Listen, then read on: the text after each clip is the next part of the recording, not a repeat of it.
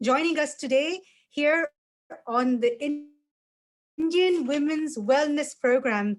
This is all coming together in so many different ways for so many people to ensure that we are able to come together for a reason. And thinking of reasons, हमको as human beings, we get many reasons to perhaps want to come together. Usually it's a social reason or it's for work. Today is very much a spiritual reason. And bringing this together, सच में मेरा बहुत happiness होता है यहाँ पे to be able to introduce Swamiji, who is the CEO and founder of Kripa Yoga. The program includes body, mind, and spirit. And he has a beautiful biography here. And to be quite honest, I hope I can do some justice to this. Swamiji has been a student of BKS Iyengar over 15 years, Goenkaji of Vipassana fame, and that was for 4 years, of Swami Shivam Tirth of the Tirth lineage in the Himalayas as well, and also of Swami Arjun Puri Maharaj, who also was based at the Tulsi Manas Mandir at the Lakshman Jhula in Rishikesh, and that's since 2002. Many masters and various, let's say, souls who've come to this planet, Swamiji has been able to liaise with and spend time with. Originally, being a school teacher, this journey, I believe, for Swamiji has been obviously very beautiful, taken him to many places around the world, including Qatar, Saudi Arabia, where he taught various members of the community, going to the US, and coming back to India, has brought together diploma in hypnotherapy, neuro-linguistic programming, is a grandmaster in Reiki, and has so many other areas of further let's say, bows to his string. So in essence, from what I have here, Swamiji encompasses yoga exercises, pranayam, meditation, sensation awareness, creative visualization, bilocation techniques, remote viewing, distance healing, soul healing, and much more. His list of patients really goes beyond, even any doctor's basic list of patients, if I may say, cutting across different specialties, different healing systems, and has actually developed a real specialism in looking after people with alcoholism and addiction issues. This is since 1983, and also looking after patients who have perhaps, what we call the incurable or the chronic diseases, including autoimmune disorders. So to Swamiji, I hope that we will all be able to find some healing, whatever we require, through this session today. Welcome, Swamiji. आपका हमारी ओर से हार्दिक स्वागत है, and please share with us some ज्ञान. हमें आज थोड़ा सा आप knowledge share करेंगे, तो we will be very happy with that and appreciate it. We'll just ask you to unmute yourself, please. Thank you. बहुत बड़ा धन्यवाद जी. Namaskar everybody. Namaskar. I'm going to stick to English and Sanskrit. Too many languages will confuse us. Then we'll become Tur the Babel, the Tower of Babel. I will stay with English as my main source of communication, but I will have to add some Sanskrit terminology to explain what I want to do today. I am not so keen on teaching you meditation today, but I would like to give you a lot of information that will help you towards meditation. If you wish to, I can organize another meditation routine on a special day, free of charge for all the members here. You could actually send me your emails. I could put you into a list and make sure that you get a beautiful meditation session, maybe 2-3 times. It is not something that you can get overnight. So we are in this instant coffee generation. I push the button, I get my coffee. So instant that now I don't want to drive my car and walk up the building. The car goes into the garage, which is connected to my house. That's how I lived in the US. And it didn't help me. What I'm going to do is I'm going to talk about what I am made up of, what we are made up of. And when I talk about deep spiritual healing, I'm talking about actually and technically learning the process of going within. Because, the great Guru Krishna said, know yourself, know thyself. If I don't know myself, I cannot heal. A true healer does not take references from other gurus. A true healer works on his own to give healing because he has experienced healing. I don't need reference from some guru who has created a technique and say, come to me, I will heal you. I got his technique. I wouldn't want to go to a surgeon who's read about surgery. I want to go to a surgeon who has done surgery. What is it? So, in the same manner, what I bring to you is what I've learned from others, but what I bring to you is my own experience and not techniques from others. Everything that I do is my techniques, which I have learned and which I have tried and which have worked for me and the people who have worked with me. But in order to understand this, I want you to understand something that I was talking to Dr. Meena about the other day. What am I made up of? That's the first prerequisite for healing, to know what I am. And for that, the Hindu Shastras give us a very beautiful understanding. They have divided a person like me, a human being, into three: Bharanga, Madhyanga, and Antaranga. External body, middle body, and inner body. And they have even told us what these three bodies are made up of. What are their constituents? The external constituent of the human being is the physical body. And it is called Annamaya Kosya. There are 5 kosyas, 1 in the outer, 3 in the middle, and 1 in the inner. So the outer body, the Bharanga, is made up of Annamaya Kosya. What is Anna? In Sanskrit, it is nutrition, it's food. So the sperm and the ova are basically containing nutrition when they meet. And then they implant on the womb or anywhere. It's like a parasite. The zygote which is formed is a parasite that can take food from anywhere that is living tissue. And for 9 months, it grows. And then it comes out and life begets life, directly or indirectly connected with the energy from the sun. That's why most of our ancestors in the Himalayas were sun worshippers. In yoga, we have Surya Namaskars. First thing in the morning, in the cold, freezing snow, you look at the sun and take the warmth from the sun. The leaves take food from the sun and they convert it into stuff, to chlorophyll that we can eat. So the external body is made up of nutrition, and it's the only body that deteriorates at death. It's like the car. It breaks down, you take a new car. That breaks down, take a new car. We do that life after life. We keep on taking new bodies. Our middle body is made up of 3 constituents, or 3 kosyas: Pranamaya kosya, Manomaya kosya, Vijnanamaya kosya. So what is that? Pranamaya kosya is the body of breath, which is created when the rest of the inner body connects with the physical body, when life comes in. Have I gone too strong and too fast with you guys, or are you following the pace with me? I would like some feedback. Good. I get some thumbs up. Yeah. Yes, they're good. Thank you. Thank you.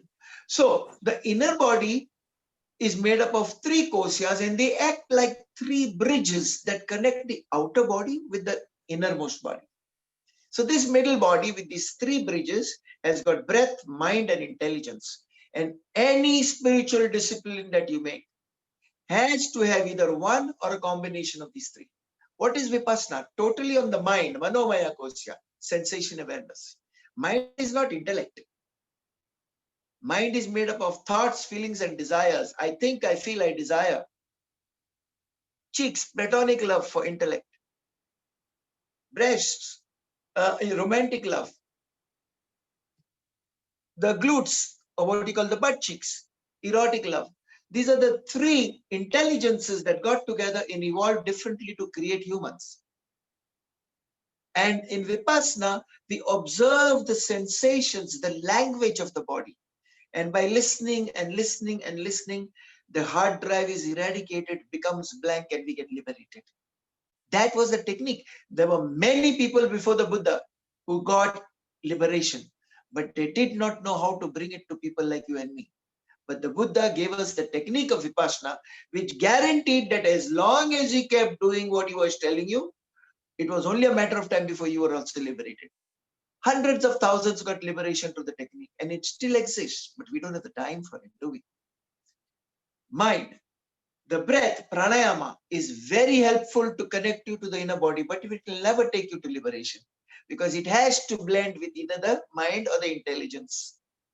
And Vijnanamaya Kosha, the intelligence, the third bridge is the bridge of Shakti path, where the grace of the Guru, the Kripa from the Guru comes to you. And the grace makes you automatically convert. If you have attended any of my initiation sessions, you will see people falling down and convulsing and rotating and jumping and screaming and shouting and crying and praying. All these things done by the inner spirit to the body. The fastest and yet the least understood path of liberation is Vijnanamaya Sharira, the third intelligence. Breath, mind, and intelligence. And then you have the innermost body. And the innermost body is the Anandamaya Sharira, the body of Ananda. To attain the body of Ananda is to be enlightened. Within Anandamaya Sharira lies the Atma, the soul. To experience the soul is to be liberated. There's a big difference between enlightened masters and liberated masters. A lot of enlightened masters have thousands of people who are following them, but they have not experienced liberation. And by looking at all their followers, it goes to their head and then all the scandals begin. They are doing the right thing, but somewhere along the line, their humanness has not been completed. So this is the path of yoga. And this is what I wanted to talk to you guys about. I have just 20 minutes, so I'm going to try and make it as compact as possible to give you as much as I can. We have our gurus, we have a parampara in which we were taught how you can get into this. And we were given 8 stages. You know, today everybody does yoga, but what they're doing is physical exercises. The third stage of yoga. Yoga is like an 8-story building, 6 stories above the ground, two floors under the ground. Because without a foundation, that building is not going up very much. And the yamas and the niyamas are the most important part of our Guru Shishya Parampara, where we have to learn what to do, what not to do. There was one of these principles was ahimsa, which Gandhi used, one of them. And he was able to drive away, sorry, I know you guys are in Britain, but this is history. He was able to drive away the whole British Empire without firing a single shot, just with one of those, ahimsa. Oh. That is the power of yoga. That is the power of yoga. So you have the yama niyamas where you dig into the ground and you become firm with the yamas and the niyamas. No stealing, reading the spiritual books, living a life of austerity, yama niyama, do's and don'ts, basically, that's what it is. And then you come into the asana, the exercises. The guru would keep the follower with him for sometimes 8 to 10 years before he taught him yoga asanas. I have people coming to me today and saying, if I come and do a weekend retreat with you, will you make me a yoga teacher? Every Tom, Dick and Harry is a yoga teacher. Today it took me 8. So I'm talking about a whole different level of understanding of growth. Now, when we come into that type of an environment, then only we are able to come into a state of ekagrata, oneness, stabdhata, serenity, like the Russian says, pakoi. And it is there that healings can take place through the teacher, to the person. Now, I will take you to an aircraft. I lived on an aircraft for 2 years when I was teaching the Saudi royal family. I'll put you in the cockpit. Let me see if you can make the plane start, let alone take it off the ground. But how did that pilot become a pilot of that aircraft? It was a 727-100 private aircraft that I lived on, normally a 250-seater. I had my own cabin given to me by the Saudi royal family. I would sit in the cockpit whenever they were taking off. I was thrilled like a child when I saw how they did things. But they started by learning ABC in kindergarten. We forget that. Then they went to junior school. Then they went to high school. Then they went to college. And then they were able to fly because they had to learn to read and write first. And we want to get into spirituality without even doing our ABCs. Or we want to refer to some other guru and say, well, he gave me the permission to do what he's doing. Not possible. If I came to London tomorrow and I spent 15 days in a hospital, I can't come back here and become a surgeon. That also if I was introduced as a patient. We need to understand the depth of this. And now having said that, we go into understanding what is yoga, what is healing. When you have experienced your own healing, then and then only are you able to understand others and help others. And I learned this when I was working with the alcoholics and the addicts. The only person who can help an alcoholic and an addict is another alcoholic and an addict. You go with all your certifications, all your knowledge, all your information, they tell you to go to hell. But if another addict comes and says, I have stopped drugs, they shut up. They can't say anything. And that is the depth of healing. You can only heal a person when you have learned to heal yourself. In 2015, I was paralyzed and the doctor said I will not walk. My left leg was gone. And I walked in 3 days. Don't ask me how. My first thought was, I have never heard of a paralyzed yoga teacher. Where am I going to get my bread and butter from? The shock made me move. For 3 days continuously, even the nurses were like exhausted, but they really stayed with me. I would hold their shoulders and I would try to walk and fall and try to walk and fall. And somewhere along the line, I think somebody up there said, Arey Baba, let us make him walk, otherwise he's going to drive everybody crazy. And I walked. I was suffering from tuberculosis, but the good side of it was Mr. Iyengar heard about me and he helped me. He was a man who was told that he will not live for more than 3 years. That was around the age of 16. He died at the age of 96. I was told I'll not live for more than 4 to 5 months. I was coughing blood. I was getting blood out of my nose. I was purging blood. I turned into something like an HIV patient in his last days. I'm not ashamed to say that. I had to be there so that I can be here now today. That is what qualified me to be a healer. My qualification didn't come from some piece of paper. That is called certification. Lots of certified people today. But am I qualified? I can call myself qualified in something when I have gone through the same thing and come on to the other side. That is a qualification. And we still don't understand the difference. So deep spiritual healing, when I talk about it, I'm talking about how deep I went down into the gutters, how close I went to the wall of death, and I came back. And that is the only thing that qualifies me. Yes, I went to New York after that. I've got 2 degrees, wellness and fitness and computer information systems, which I did not take the certificate for. I was a professor in the State University of New York for 6.5 years. I don't even like talking about that because that will not give me the power to do what I'm doing today. What gives me the power to do what I'm doing today is the fact that I connected with the power that made me and kept me alive today.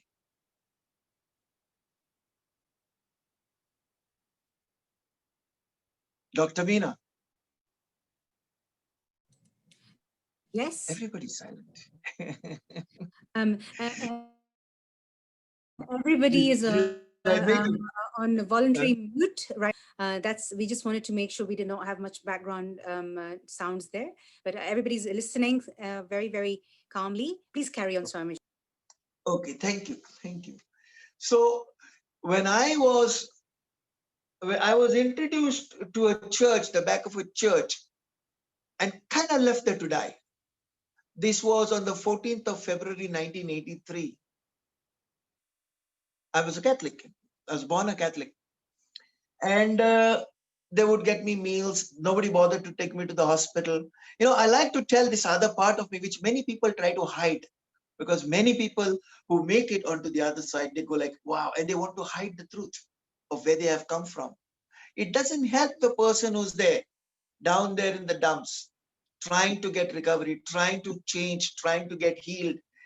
Doesn't help that person if I come there as some great guru. I need to explain to him where I have been before getting where I am.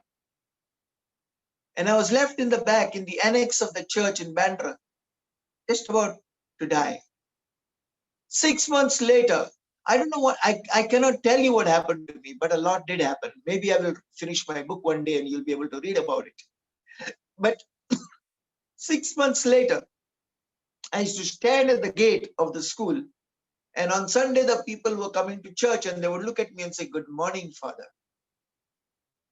I had grown a beard. I would cross my hands and I would stand there like that. And I would say, "Good morning, my child." And the priest would go into knots and you'd say, "What is wrong with you? This guy is not a priest." Something changed me. There was a spiritual transformation that took place in my life. It is that very spiritual transformation that made me what I am. A true spiritual transformation that learned to look beyond religious restrictions, beyond religious belief systems. Because from there, I was called by the Tirtha Swamis in the Himalayas. I don't know how they found out about me. Initially, I resisted because I was very rigid in my belief system of Catholicism.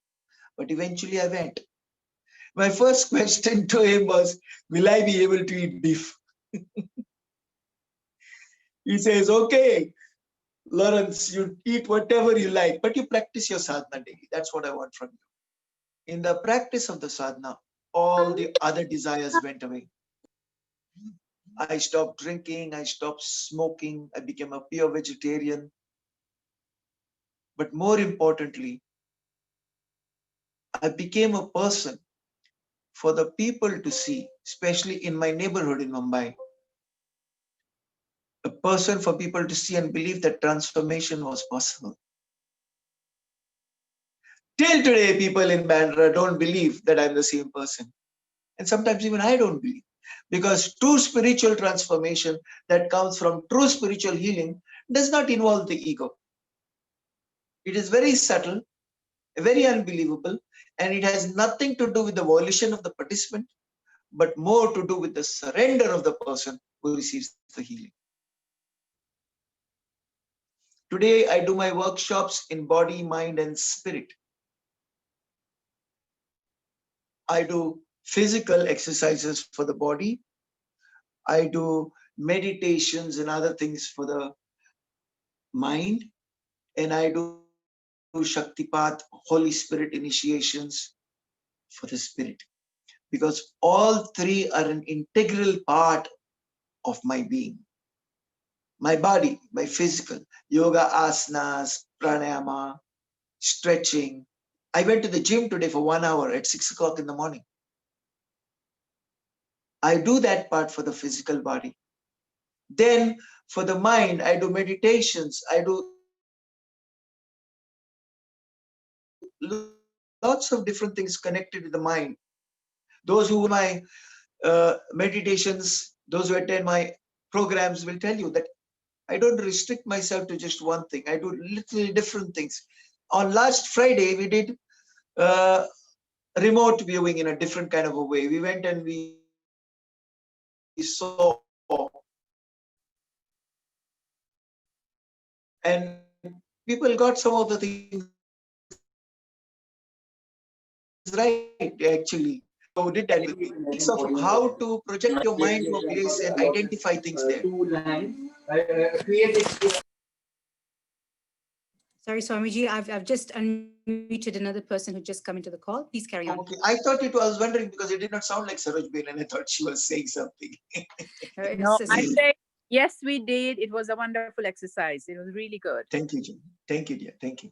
So I do different things. I do creative visualizations where I can imagine an apple and I can imagine eating an apple and I actually feel the taste of the apple in my mouth. How cool is that?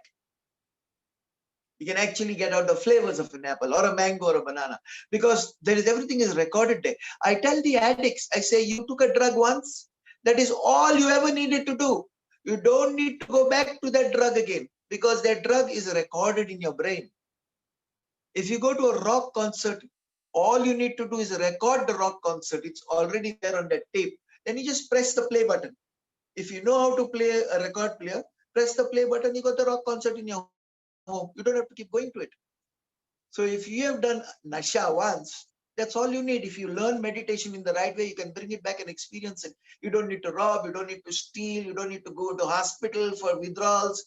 None of that. It's already there with you.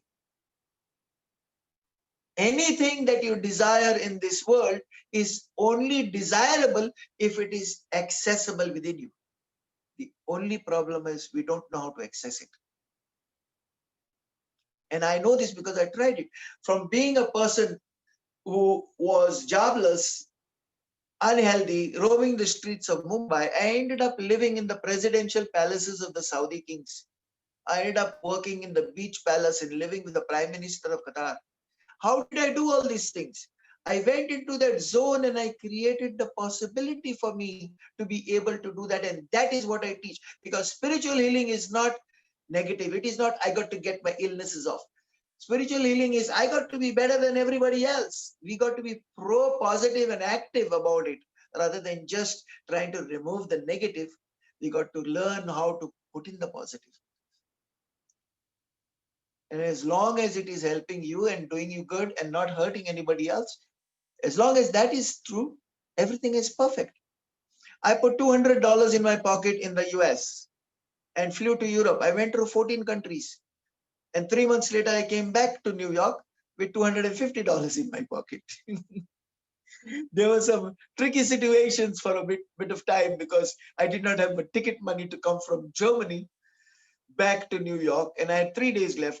And the person, my friend Hilde, was after me saying, Swami, what are you going to do? You don't have money to go back and your visa is expiring. I said, it'll happen.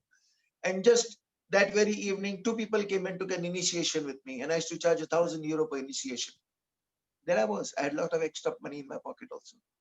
This is what I talk about. This is life. I'm not talking about some guru, some doctor, somebody who has told me how to get healed, how to do this, how to do that. I got the method with me. Come and learn with me. Rubbish. Tell me what you have done to get well. Tell me your story. I'm telling you my story. I'm telling you about how I went into the dumps, how I nearly died and I came back.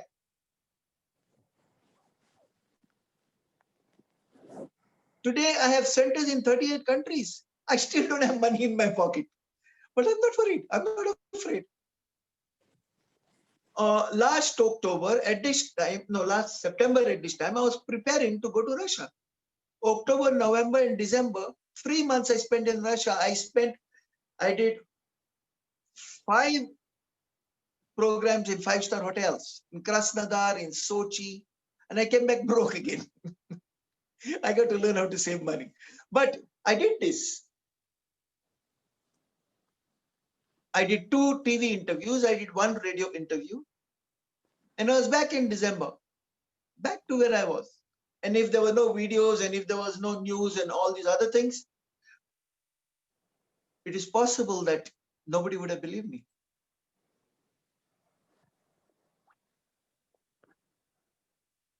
Deep spiritual healing does not just mean to get physically well or mentally well or spiritually well. Deep spiritual healing is when you are so complete that you become a light unto others. That you become a reflection of the sun into the night side of other people's lives, into the darkness of other people's lives. I remember in Russia, since I mentioned Russia, I went there first time 10 years ago. And I would do programs in a mall in Yekaterinburg, which is in the Ural Mountains. I've been to more than 50 cities in Russia to date in the last 10 years. I've been to 38 countries, but Russia, I've been the most, at least 50 cities. And we would start the program at 9 o'clock in the morning, and it was supposed to end at 6 in the evening with lunch. 2 o'clock the next morning, the mall is closed, the security doesn't know what to do, nobody leaves the hall.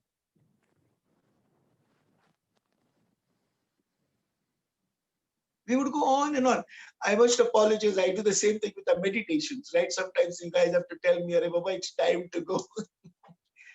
I get lost in what I do because I love what I do. And I love what I do because I do what comes from my heart. It doesn't come from my head. I'm not in the nut level. I don't have an education pattern and a certification for what I do. I come from the gut level, from my own experiences. And what I'm talking to you about is very much that. If you notice, look very clearly, I'm not reading from a book. I've not brought you knowledge from a book. I have a laptop there with a lot of things that I wrote for Dr. Veena, and the laptop is not working. It won't let me read it. 3 times I started it, it's gone blank. I don't know what happened. The battery went down. It was 99%. And I look at it and say, okay, that's God's will.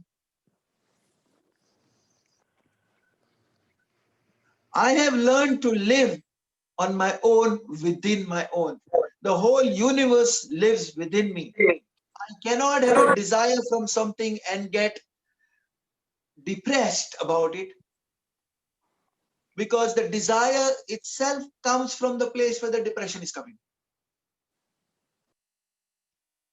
And when I realize that, how can the depression remain? How can the negativity remain? Isn't that the same place from where my desires came? To know that is to be free. To be able to understand that is to be able to be enlightened. Enlightenment is knowing. And when you go beyond life with that knowing, you become a liberated being.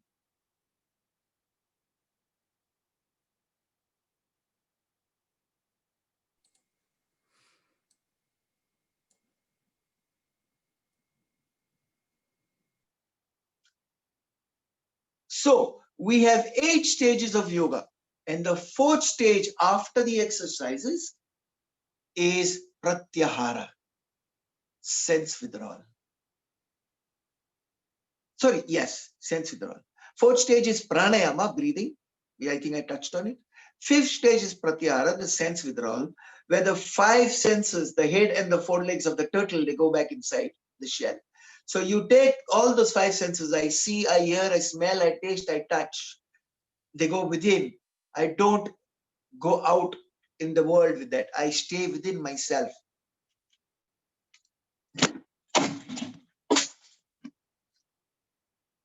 And then from there, I continue exploring myself within.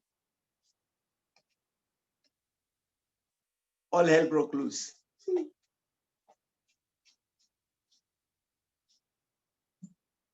Swamiji, if you don't mind, maybe this can give us a chance for the audience to maybe ask a few questions, if you don't mind. Please, I was waiting for that because Okay. I will not know how to stop. Go ahead. There is so much to cover, of course, in the time that we have. So we had, if I may just request Sangeeta ji, please unmute her microphone. And if you'd like to ask your question. Good evening, Swamiji. Good evening, ji. So my question is, if we have to choose one thing to practice every day, then what would you recommend? Where does your heart lie? Ah, okay. That's a good question. Okay, so No, that was the answer. I think that's a great answer. I love painting. So I think, every day if I do that for 15 minutes, I'm very happy. So The answers are all within you, because if the answer wasn't within you, the question would come from where? Where would the question come from? Mm.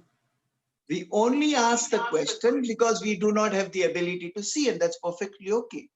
I also have similar problems in my own department. Well, I'm I hope curious I've to answered your question. know, how can you have any problems? What is your problem? We don't. Problems are created by me. And after knowing this, I still create my own problems because of my desires. I was upset for 3 months because I couldn't fly to Greece because the flight stopped. I came from Russia in December, on the 19th of December, and I got my papers and everything done. I was waiting for the visa. I gave the passport to the travel agent, and I was going to do a 14-country tour of Europe, mostly the Schengen area. This is why I've never been to London, because then they'll take my passport and take 15 days to give me a British visa. And those 15 days are crucial in the 3-month visa that I take, because I got 25 countries to visit and choose from.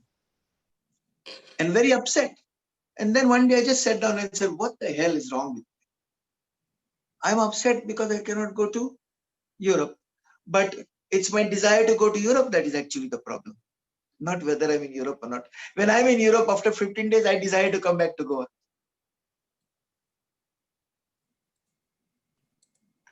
I hope I answered your question, dear.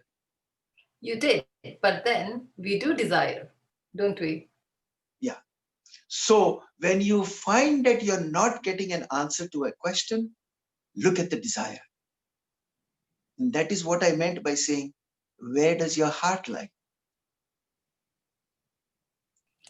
Okay, I need to do more thinking on that one. Thank you very much. Go into feeling, not into thinking. The devil lives up here and the angels are all living down here in here. But I understand what you mean. I like the way you think. Thank you, dear. And thank you very much, Swamiji. And that's a practical tip. Basically, where does your heart lie and what do you feel makes you happy? We have another question here, and this is from Varinder. Varinder is asking, how long is the journey to liberation? Okay. Now, Einstein said this beautifully, and I love to connect spirituality with science because there is no difference between the two. The difference is what we make of it. Okay? Time is an anomaly. Time does not exist. The space-time continuum is created by several things, and light curves, because if it's complex. If you look at quantum physics, you'll get a better way of understanding this if you know quantum physics. But bottom line is this: when you talk about time, you're talking about the holographic universe in which you are existing right now. Now, can you please repeat that question? Because at this moment, I want to see if you get the answer. What was the question? We'll actually request Varinder to unmute themselves. And Varinder, if you can unmute yourself, please, and you can ask the question that you had put in the chat box, please. Thank you. Thank you, Swamiji, for your very excellent talk. I really enjoyed it. A lot of thinking to do. My question was, how long is the journey to liberation? Is it too late if one hasn't started? No, wait, stop there. This is what I wanted to stop. Because the question is, how long is the journey to liberation? The rest is all added icing on the cake. But this is the real crux of the matter. Liberation lies beyond space and time. Did you get the answer? I always like you to get the answer more than me give you the answer. Yes, I did. Thank you. Thank you very much. Yes, I did. I understand the subtleties of what you said. Yes, thank you. God bless. God bless. Thank you.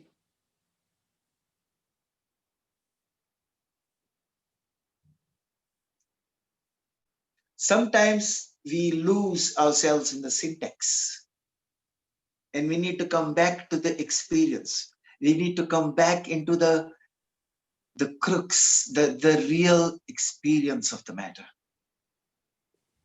Any questions, please? Swamiji, we have a mention here on the chat box. A person's written here. They haven't got a name, but they've said it's from iPhone to everyone. Meditation when I go for a walk, and it is otherwise they find very hard while sitting down. Any suggestions? Could the person who maybe put this on the chat box kindly unmute themselves and perhaps be able to engage with the...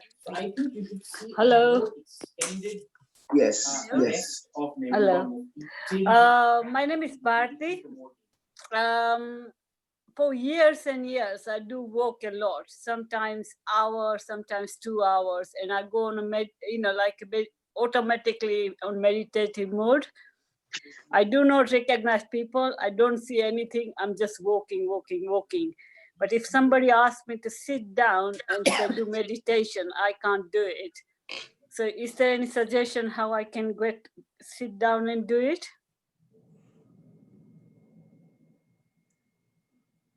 In Konkani, in the country that I come from, in the region of India that I come from, we speak a language called Konkani. Uh-huh. And the mothers always tell their children, Uh-huh. What it means is you're getting beautiful food at home served to you by a mother and you want to go to a restaurant. Mm-hmm. Listen again to what I told you. Yes, I'm listening. Yeah. Did you get the answer? Yeah. If you are hearing me, you will not. But if you listen, yes, the answer is in what I said. Mm-hmm. Yeah. But why don't you sit at the table with your mother mm-hmm. and enjoy the beautiful meal that you get at home? Yeah. Rather than go to a restaurant with fancy bills and fancy prices and no taste in the food. Yes.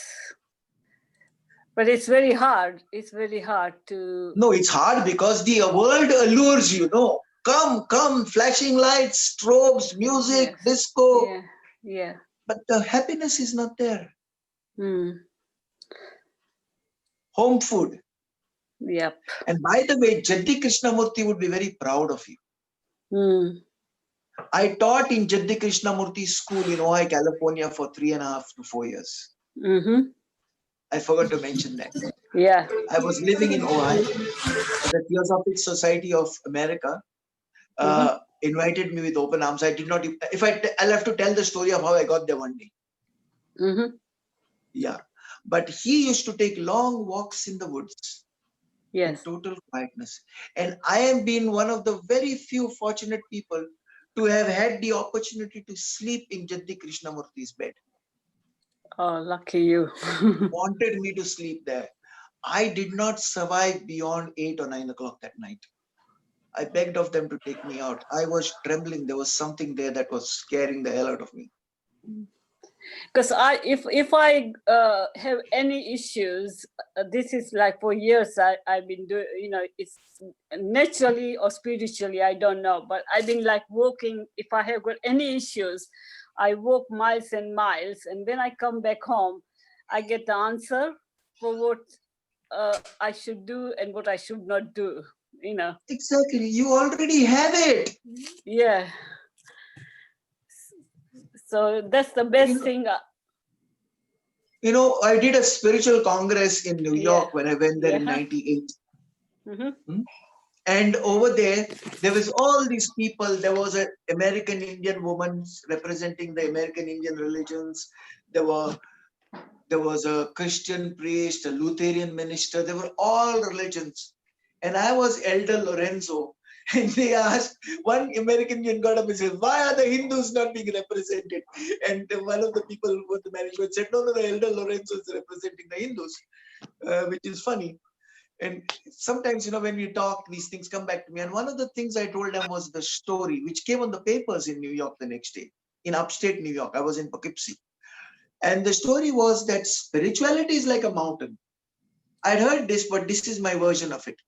And on that mountain, there are many sides because it's a huge mountain.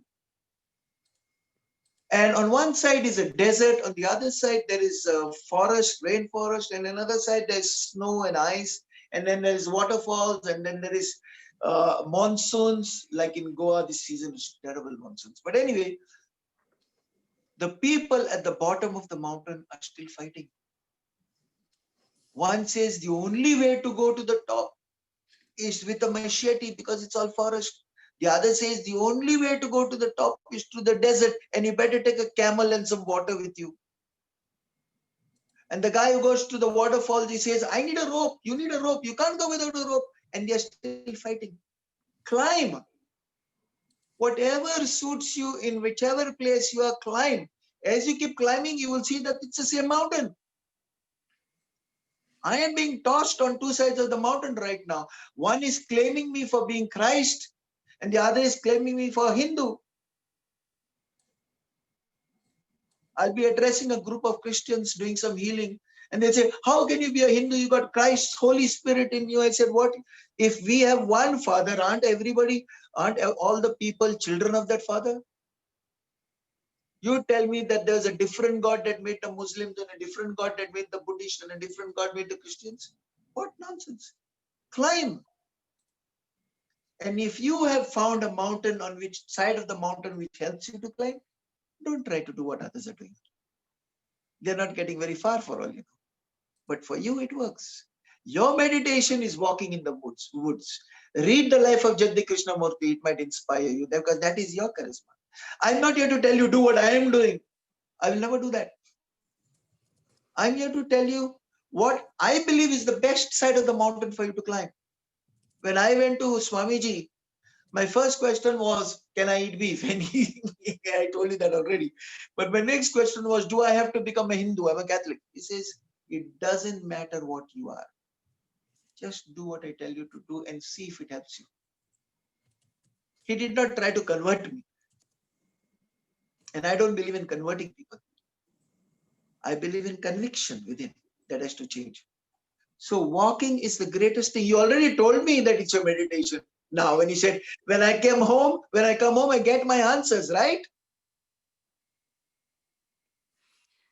It's your meditation. If you'd like to unmute yourself and perhaps just hello, thank you very much for your knowledge.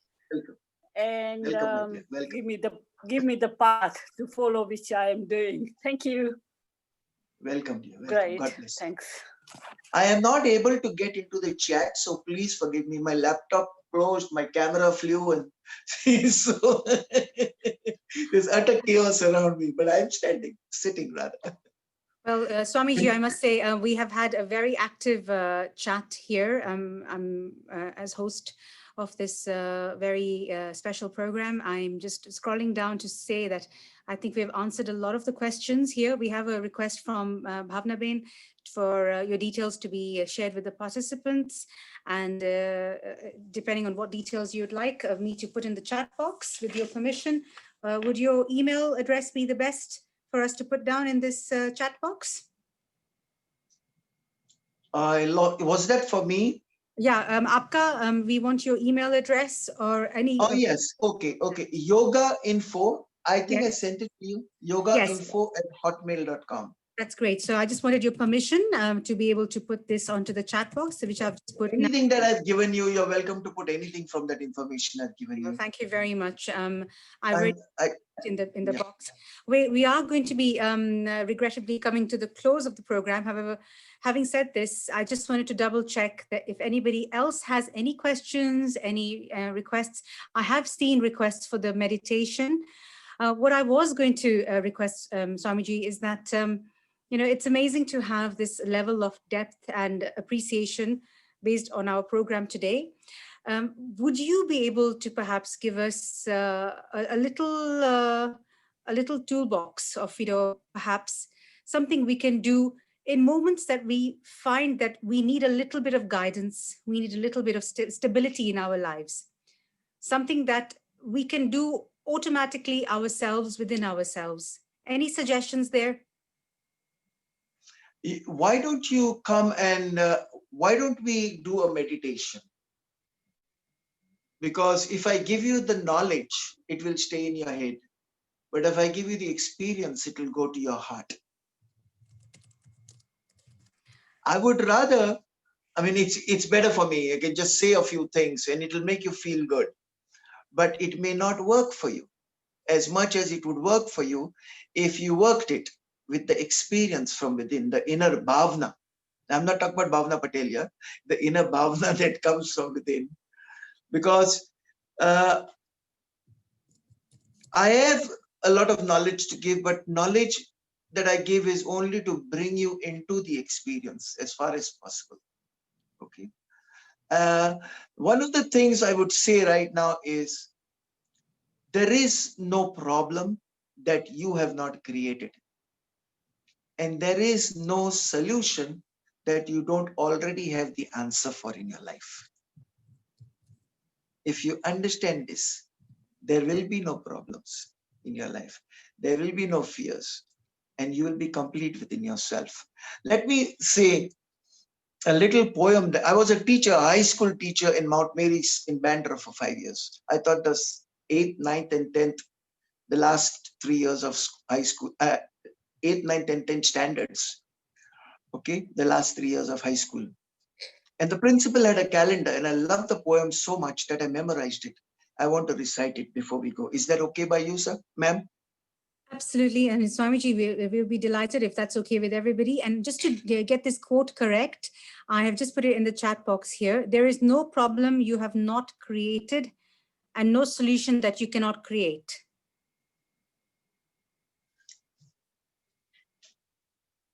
I just wanted to double check that this quote that you mentioned about problems and solutions, Swamiji. Yeah. So if you could just say that quote once again for us, we'd be very grateful. And of course, your recitation. I channel, I don't remember it. But if there is a recording, it will be there for you. Fine, okay. When I'm channeling, I have basically very zero memory values. But I said something like, there's no problem that you have not created for yourself. And there's no solution that you do not have within you for the problem that you have created. Thank you so much. We look forward. Me again, it'll be a whole different thing third time. But let me give you this. This is standard. This cannot be changed. I memorized this. Just a diamond in the rough is a diamond sure enough. Because when it's burnt and burnished, it sparkles like diamond stuff. But someone has to find it, or it never will be found. Then someone has to grind it, or it never will be ground. But when it's found and when it's ground and when it's burnished bright, that diamond's everlasting, always giving out its light. So don't be disappointed. Never say I've had enough. Because every aspiring being like you and me are just a diamond in the rough. Thank you very much, everybody. God bless you. A sincere thank you, Swamiji. And must say on this note, it's been very humbling and very inspirational, at least if I may say. I hope, create a sentiment here on behalf of everybody. Would anybody else like to perhaps unmute themselves and express their Dr. Minha, I was just thinking, like, if meditation, how long will it take? Can we have that little bit of meditation? That would be absolutely brilliant, Swamiji. Let's have the experience. Yeah. Okay. Thank you. I'll do it like the instant coffee thing. Okay. But I have what I call the 4-step meditation process. And once I've done this with you, even if you don't have the time, if you follow these 4 steps, you will come into that state of being present to the present. I created these 4 steps after 38 years of practice and lots of trials and errors. And they're very simple 4 steps. So first step, sit comfortably in a chair.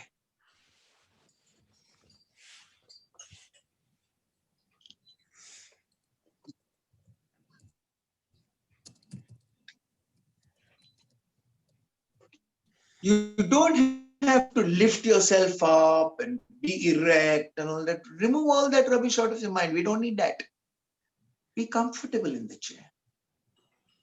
All those highly advanced techniques of being upright and stiffening your spine and all for the Himalayas. Right now, you're on a couch. Don't try to even do that. Sit comfortably. Remember the word comfort. Comfortably in the chair. Don't give yourself pain in the neck or a backache. Second step, gently close your eyes. Keeping your vision at the top of your head. Let your eyelids fall down.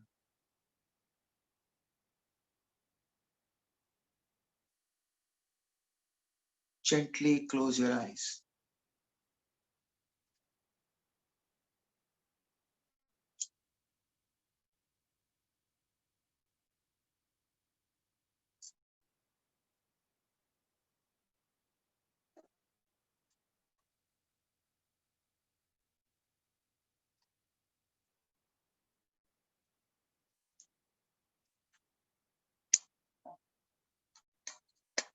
Number 3, step number 3, be still. Be completely still, not the slightest movement.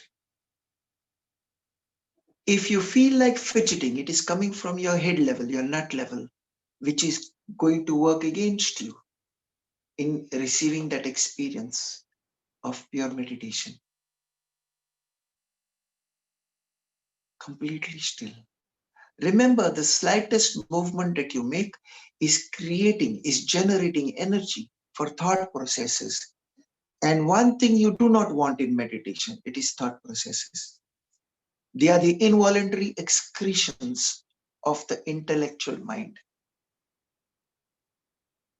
We want the intelligence of the heart to come up. So do not move your hands, do not move your body. Complete stillness.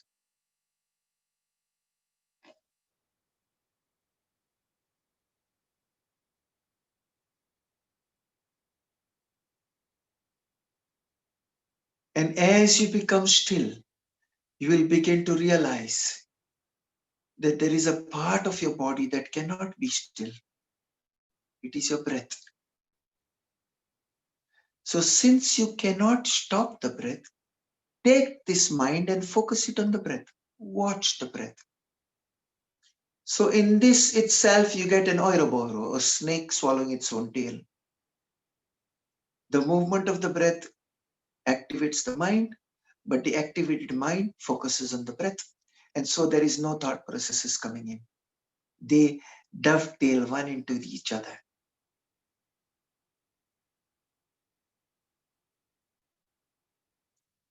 And a little of the Vipassana, where you can observe the sensations of your left hand.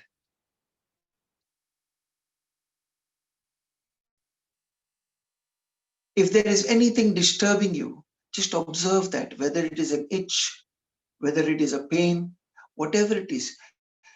It has always been there, but doing the meditation magnifies it in your appreciation of it. Understand that. Now watch the sensations on your right hand. You will notice that they are different. Sensations on the right hand is different from sensations on the left hand. Observe the neck, the back of the neck.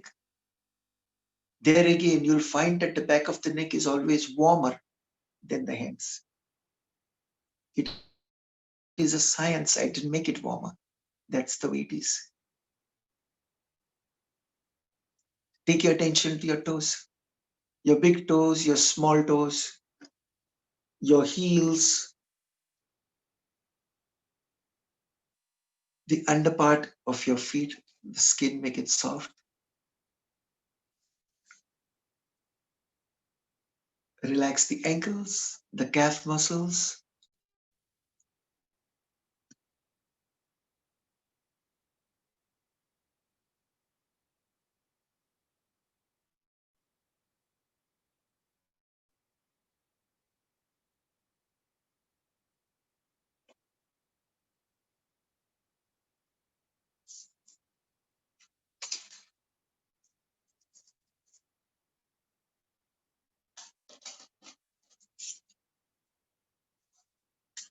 Relax the knees, the thighs, the gluteus,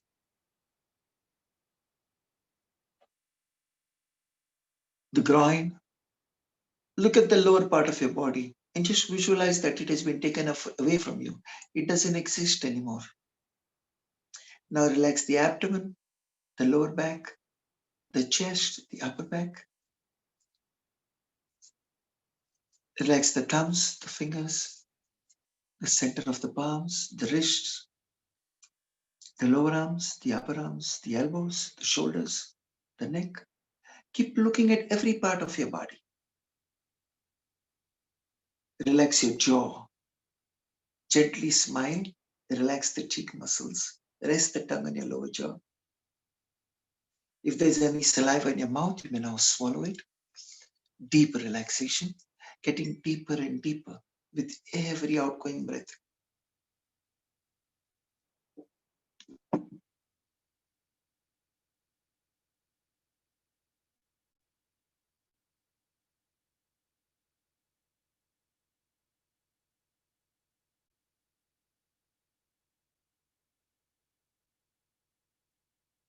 Relax your cheek muscles. With a gentle smile, take the relaxation to your earlobes and then to the inner brain. Allow the eyeballs to go deeper and deeper into their sockets. Relax the skin of the forehead. Relax the crown of the head. And now continue to scan the whole body from the top of your head to the tips of your toes, and from the tips of your toes to the top of your head. And if there is any part of your body that is not relaxed, stay there for a while. Send your love to that region. Just watch that region. Use several techniques that I will teach you if you join my meditations to remove the stress from these regions. If you follow me in October and join my meditations, I will show you how you can scan the whole body and sweep away all the negativity from your body and become a very positive, very pragmatic, very fruitful human being. And that is contagious. And you will become contagious to everybody else, turning them into positive beings. Wouldn't that be wonderful? Come and learn from me like I learned from my masters.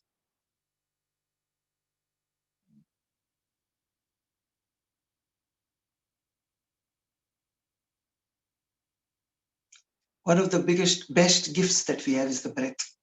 Take your breath, the inhalation, to that place which is affected. Even if there is a cancer, take your inhalation there. Wait there, watch there with the mind's eye. And I will facilitate the energy, even from this distance. So that when you breathe out, there is a softening of the tumor. There is a release in the hardness of the illness. Because the illness is always hard. It's always like a stone. It's always dark.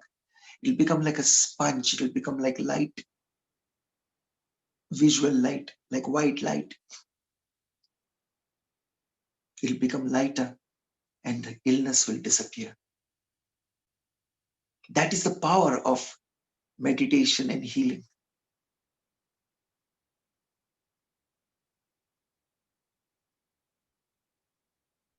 Feel now as if your whole body does not exist anymore.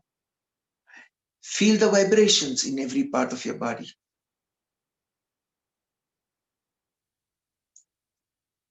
And every part of your body will become myriads and myriads of sensations, myriads and myriads of vibrations. Like Tesla said, everything is energy, frequency, vibration. If you can change the frequency in your body, you can remove the illness, which is actually the wrong frequency playing in the wrong places of your body.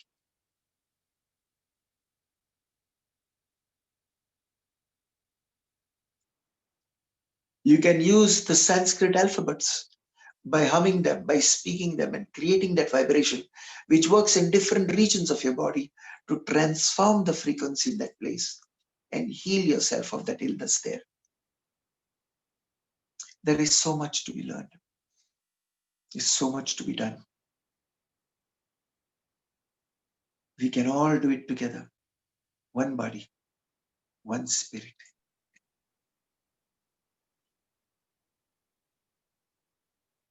And now, prepare yourself to return to planet Earth. Make a decision why before you return back, before you start your journey back. Make a decision that you'll go there again, that you'll come there again with me, so that we can explore the netherworlds, like the shamans, like the yogis, like the meditation masters in Zen and other places.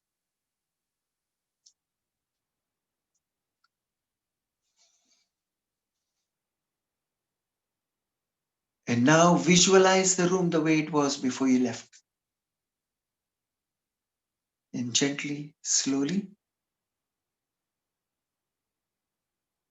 open your eyes.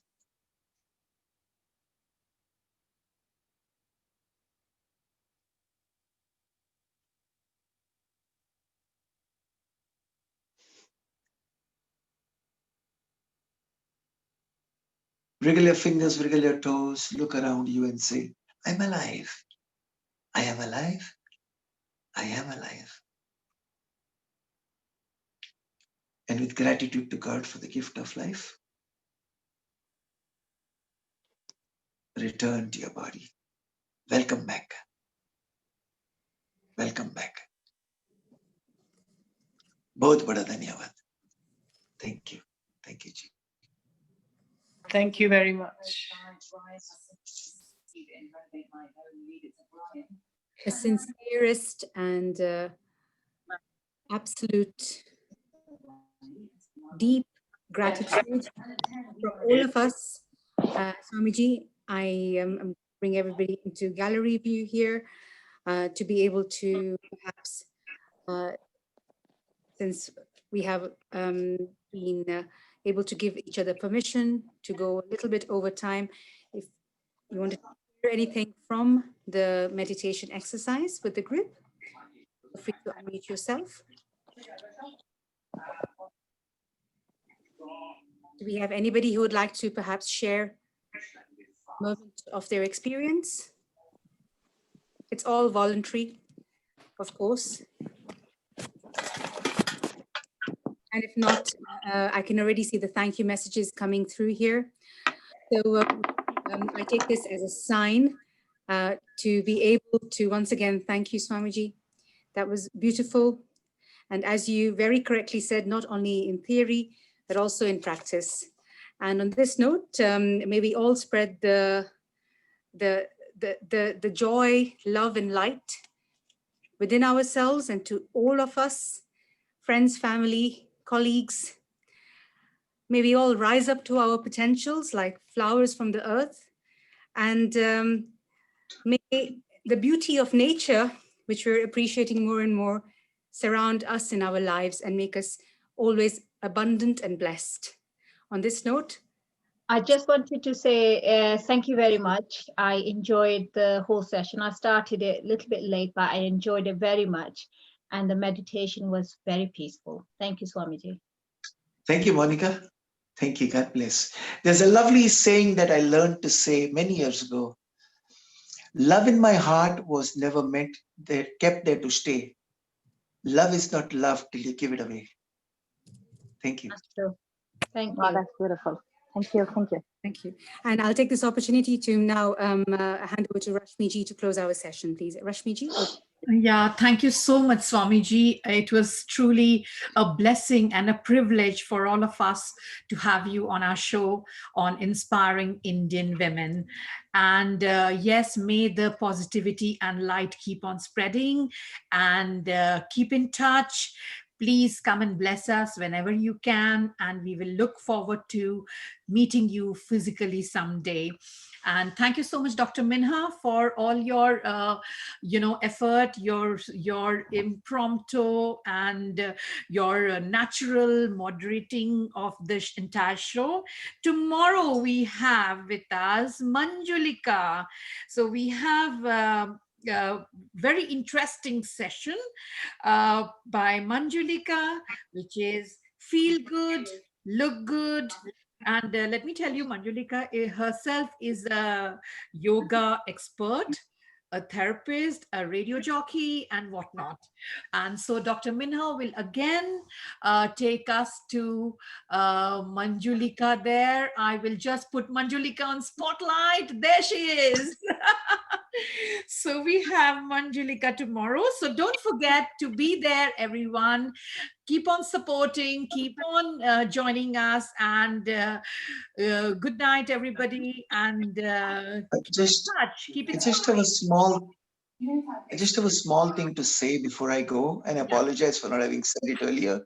Sorry. I want to express my gratitude to Rashmi Bain and Dr. Meena, but also more importantly to the Joshi family and to Bhavna and Saroj Bain for having been there by my side all this time, and for Bhavna for making this occasion possible. Thank you, guys. Thank you. That's fine. I wanted to share, everybody to share the experience that I have enjoyed and I'm still enjoying. And it's very beneficial. So hopefully we'll see more of you in the October meditation sessions. Absolutely. Okay, thank you. Thank you, Bhavna. Thank you so much, Bhavna, for connecting Swamiji to inspiring Indian women. Thank you. Thank you. Bye-bye. Bye. Bye, everyone. Dr. Minha, bye. Bye, everyone. Thank you so much, everybody. Once again, Thank you so much. Bye, bye, bye, bye. Swamiji, Thank you. Namaskar. Thank you so much. Bye, everyone. Bye, Jaya, Monica, Manju. Let me put a gallery view so that I can see the faces. Come on, everyone. Let's see. Bye, Shagufta. You didn't ask any question today. I was like waiting for you. Okay, Pushpa, Bharti, Shalini, Jaya, Manju. Bye, Manju. Rama, bye. Bye, everyone. Kirti, bye. Are you not in the garden today? Thank you so much for always being there, Kirti. And Alka, Rekha, Galaxy S8. And Monica, it's so nice to see you. Keep on coming. And see you tomorrow. I know that's probably the first session I joined. I thought, let me just show my face and see everybody's lovely faces too, because I read all your comments and all the things, but I thought I need to go and join you guys today. Thanks a lot. Thank you so much.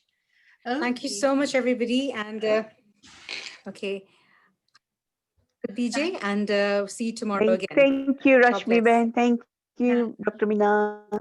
Really enjoyed the sessions. Thank you so Sorry, much. Dr. Meena, I have one question before we go. This email Swamiji was saying, to send him. Where should we send him? Because I've put it on the chat. I've got these emails here. I will forward to Rashmi ji, and then she can take it from there, if that's okay. All right. Okay. Okay, that's great. Yeah, thank you so much. Thank you. Thanks. Thank you. Okay, God bless. Thank you, everyone. Bye. I'm going to end now. Bye. See you tomorrow. Look good, feel good. We look forward to it. We look forward to you, Manjuli. Yeah. A real fun. A fun session. No, not serious. I hope so. Yeah. Okay. Bye, Take care. everyone. Good night. Bye. Okay, bye. I really started doing it. Okay, Shagufta, not even a bye. Kuch bolo to. Shagufta is very quiet. I think she's cooking right now. Bye. Yeah, probably not hearing us. Yeah. She's not around, maybe. Maybe. Looks like that. Okay. Bye. Chalo.